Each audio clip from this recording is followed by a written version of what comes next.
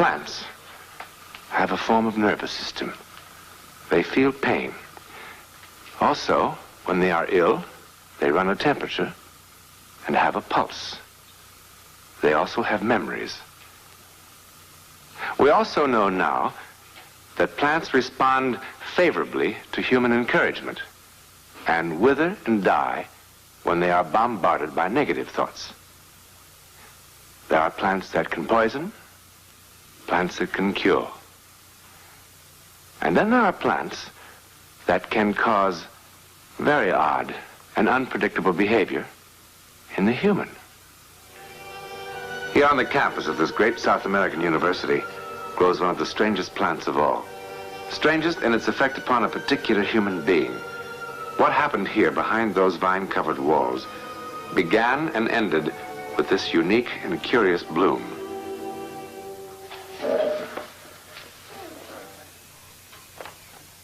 It's called, and for good reason, a blood flower. There was a time when the mere act of picking this flower was a prelude to violence and death and more, much more. Especially for Professor Gavin Carroll.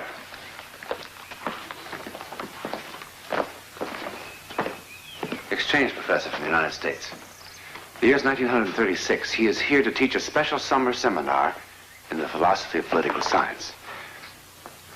But because of this flower, it will be the professor who will learn much more about the hard facts of political science and the human spirit and life and death. And passion and emotion? No, no, no. They are the enemies of rational action, the creators of violence. And violence, by its very nature, is the destroyer of reason. Without reasonable action, there can only be anarchy. Yes, Senorita Caballera? Do I understand you correctly, Professor? You are saying that under any conditions, the will of the majority will eventually win out, and that what is natural, that is politically sound, will happen sooner or later without violence. Precisely, Senorita. So we just sit by. We permit our dictators to get fat on the blood of their subjects. And we just wait for democracy to come to us. Now, is that your solution, Professor? You are making my point, Senor Alcazan. As your blood pressure rises, your clarity diminishes. You have been in our country just a few days. You have seen nothing. Or perhaps you were instructed to see nothing. No doubt our government chose you for this job very carefully. You do not wish to see the truth, but a blind man can see it. Now, we are called a republic. A republic. Now, if I stepped outside that door and so much as suggested that democracy is dead here, that our honored president is vicious and a brutal dictator. Please, please, Senor Alcazan. You may attack me personally all you wish, but while I am a guest of your government, I cannot in good conscience countenance this sort of talk in my classroom.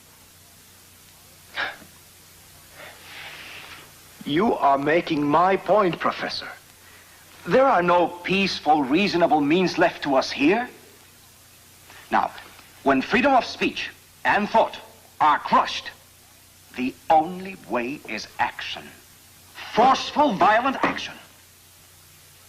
Now, if I cannot speak freely even here, then it is a waste of time to remain.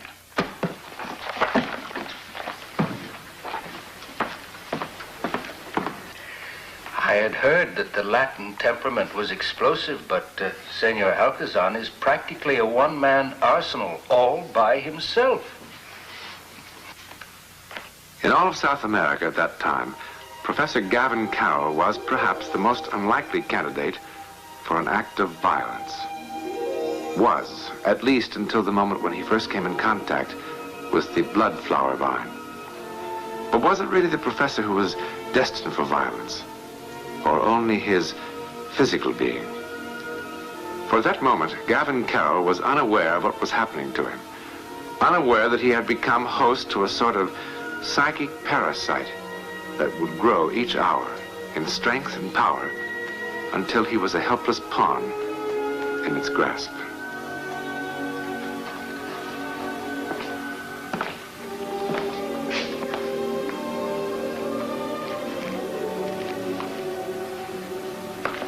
Are you looking for something, senor? The professor was unaware, but whoever or whatever had begun to take possession of him had a purpose and a plan all its own. That night, unwittingly, unconsciously, Professor Carroll was once again drawn to the bloodflower vine. And this time, the psychic force of that plant began to make its purpose felt.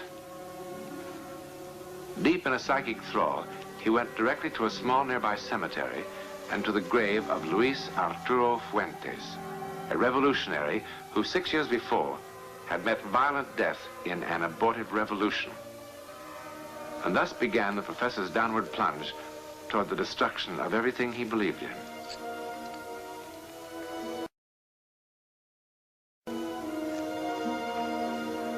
You've come to honor my son's memory.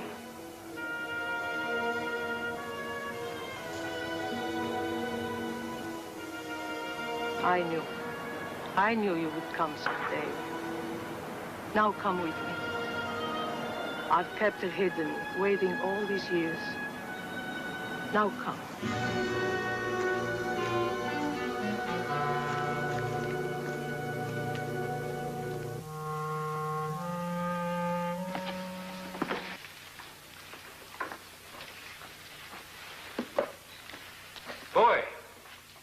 Boy, who gave this to you? Professor Gavin Carroll, personal. Shall I open it? Excuse me.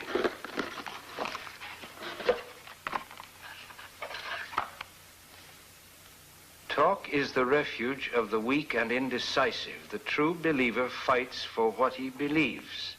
Simon Alcazan. Our Senor Alcazan is a most stubborn young man.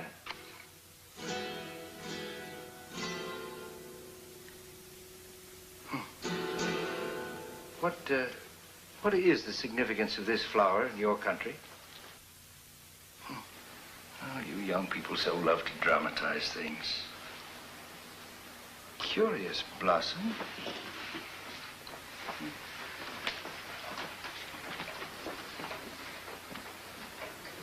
Well, perhaps I'll wear it in my buttonhole, and maybe someone will tell me what.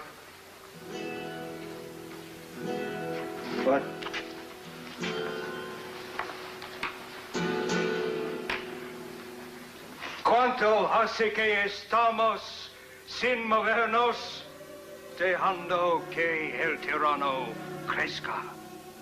Él debe morir. Y únicamente luego ellos podrán recobrar su propio respeto o medida de gente. El presidente debe morir.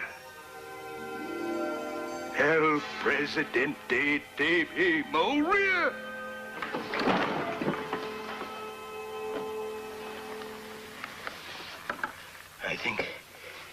I think it best we cancel today's class. We'll get you a doctor, Professor. It will pass. It's just dizziness, vertigo. It will pass. I'll just sit here for a while.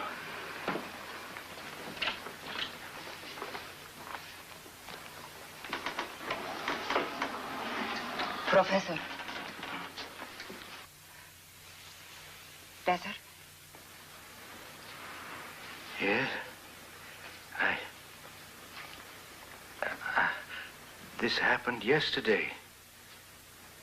Twice, I think. Yes, twice. In the afternoon And then at night, I felt drawn to that odd-looking vine. And then I guess I blacked out, as they say, for I don't know how long. It is dangerous to talk about these things, even for an American. What did I say? In Spanish, about killing the Presidente. In Spanish? And what you said about the government. So angry, so bitter. It is very dangerous. Simon did not absent himself from any kind of whim today, Professor. The secret police came to visit him last night. Fortunately, he was not there. But of course, he had to disappear. One of the students in this class must have reported him. If your words are reported to the authorities... Well, I don't know how I could have said the things you said I did. I abhor killing and violence. Perhaps I'd better see a doctor. Perhaps I'd better. Senor Carroll? Senor Professor, you must leave my house at once. Why? I may sympathize, perhaps even agree, but I cannot afford to indulge my emotions. Not that I admit I do agree, eh? Senor, you have no right to place me in such danger. Senora Madrera, I have no idea what you're talking about. It's no use, Professor. I have found it. Found it? Found what, for heaven's sakes? You think I am stupid? Do you not know it's a crime punishable by death to possess firearms? And the same for those who harbor revolutionaries? Revolutionaries? But the gun isn't mine. I don't know how it got here. No one else has the key to your room, senor. But I hate guns. I'm afraid of them. Out. Out with it at once. And you too, Professor.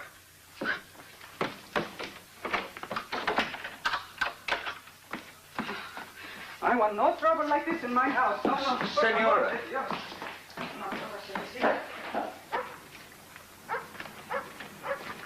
Senor, tonight, I beg your pardon. all is in readiness.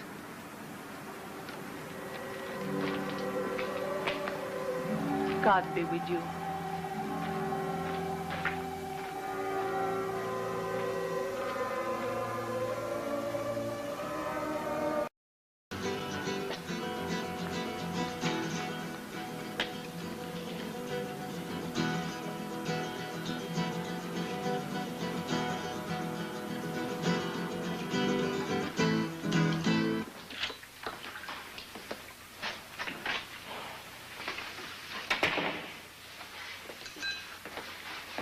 Rita, Tomas.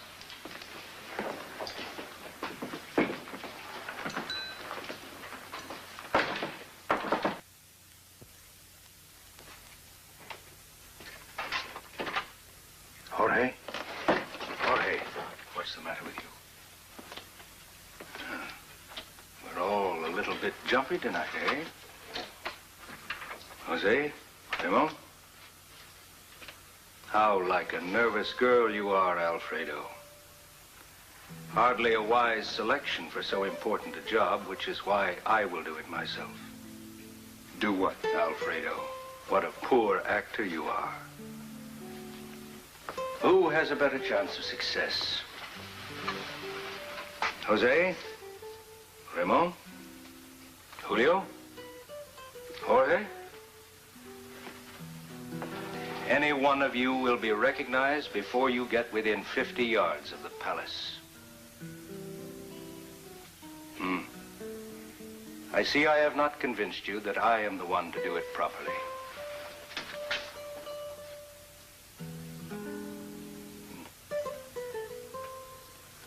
I wouldn't waste a bullet in this gun on any one of you. This gun belonged to Luis Fuente. Who are you? Now, I will enter the palace grounds through the east gate, where our good friend Emilio has been paid to look the other way. On the inside wall, 18 paces from the statue of our brave president, the mortar has been loosened from 42 bricks, and the bricks have been carefully and cleverly replaced by Bernardi, the gardener, our other good friend who did not need to be paid. I'll remove the bricks silently. The east door is unlocked, up to the second floor where our fearless leader spends his nights. I'll find him behind the double doors. Is that enough? Or shall I tell you into what portions of his fat body I'll pump bullets? Wait here. The good news will be all over the city in minutes.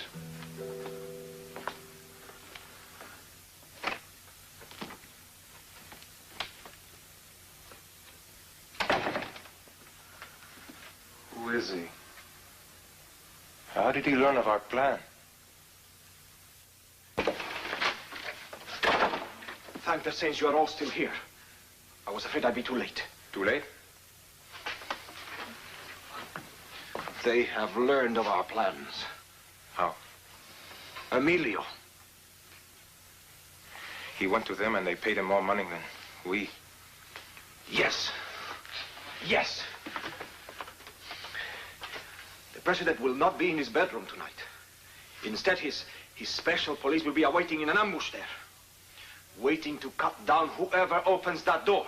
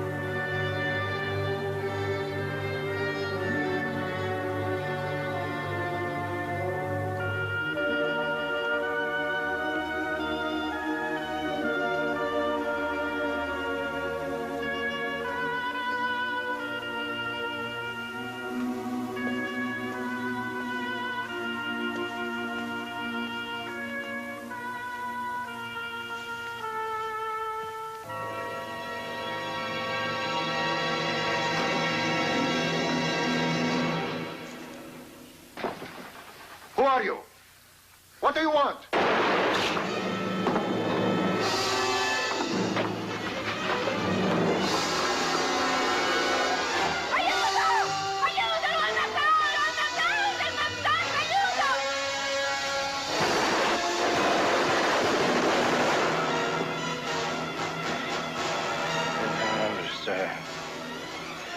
I don't understand.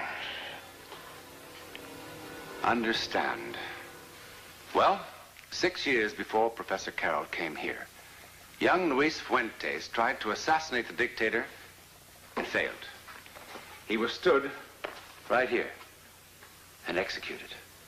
His blood seeped into the earth, and this vine grew. It became a symbol, and the dictator had it cut down and rooted out. But it sprang back to life again and again and flourished, just as freedom has flourished here ever since the death of the dictator. Now, the specialists in the field of psychic phenomena would tell you that the professor was possessed by the spirit a Fuentes. And although possession is only a word for a still unproven theory, it's fascinating.